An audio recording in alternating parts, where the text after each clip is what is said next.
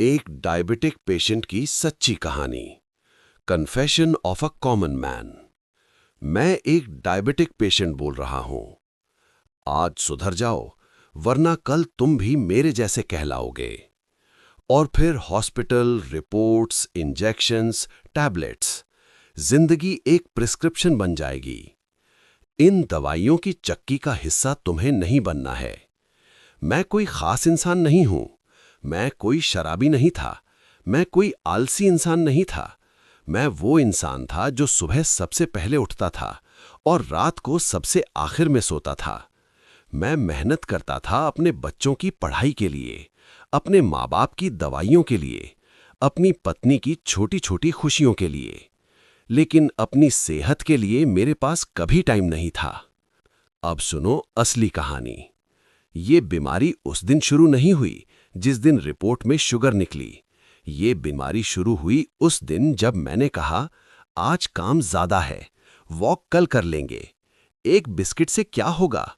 थकान है, मीठी चाय चाहिए।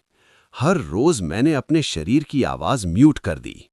लोग पूछते हैं, क्या ये बीमारी जेनेटिक है? हाँ, मेरे घर में भी शुगर का हिस्ट्री था। लेकिन डॉक्टर ने एक बात साफ कही, जेनेटिक गन देता है, लेकिन ट्रिगर लाइफस्टाइल करता है। और मैंने ट्रिगर खुद इनवाइट किया था। क्या ये बीमारी किसी को भी हो सकती है? हाँ, आजकल ये बीमारी 40 की उम्र नहीं देखती।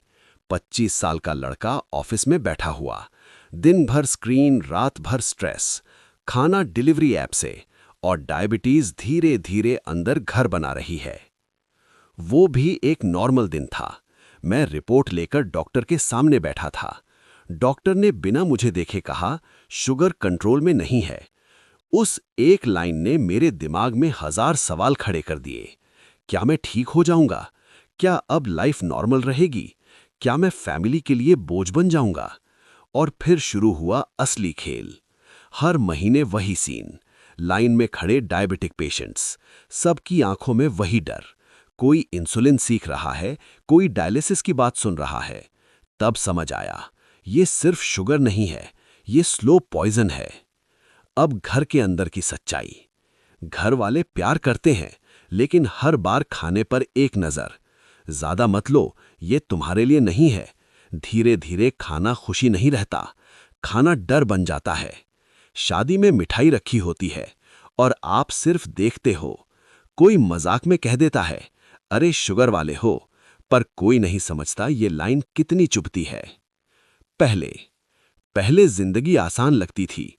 भूख लगी तो बिना सोचे खा लिया। कितनी शक्कर है, कितना तेल है, ये सवाल कभी दिमाग में नहीं आए। खाने में खुशी थी, नींद में चैन था, डर नाम की कोई चीज नहीं थी। जिंदगी अपने हिसाब से चलती थी। लेकिन आज हर दिन शुरू होता है एक कैलकुलेशन से।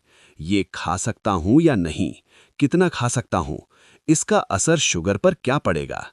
खाने से पहले डर, खाने के बाद टेंशन, हर दिन मीटर, हर दिन रिपोर्ट, हर दिन वही सवाल, आज शुगर कंट्रोल में है या नहीं।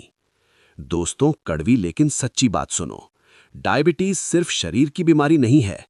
ये बीमारी पहले मन पर हमला करती है। खाना पेट में कम जाता है, डर दिमाग में ज्यादा जाता है, और इंसान अंदर से धीरे धीरे टूटने लगता है।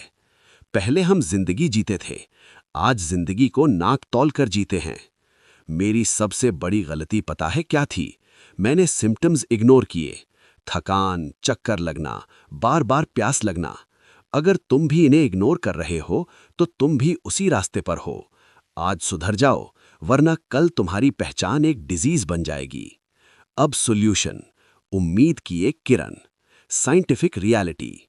वॉकिंग मेडिसिन से ज्यादा ताकतवर है।